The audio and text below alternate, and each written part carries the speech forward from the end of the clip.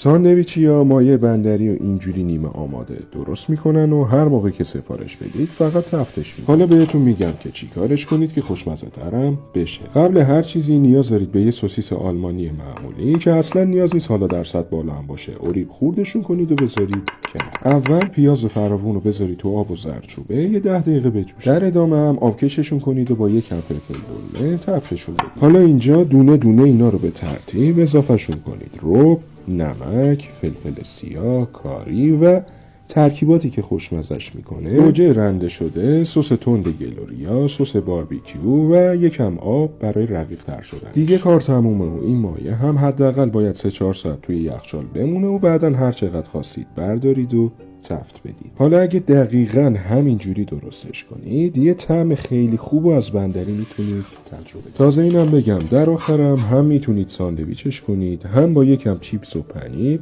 با یه ساندویچ ساز یه اسنک خوشمزه ازش در بیارید که به نظرم برای دور همی‌ها هم عالیه. خلاصه این که این یه بندری خیلی خوشمزه به سبک ساندویچی‌های نوستالژیه. یا خودتون درستش کنید یا بفرستید برای اونی که باید براتون درستش کنه. در کل امیدوارم که شما هم دوستش داشته باشید.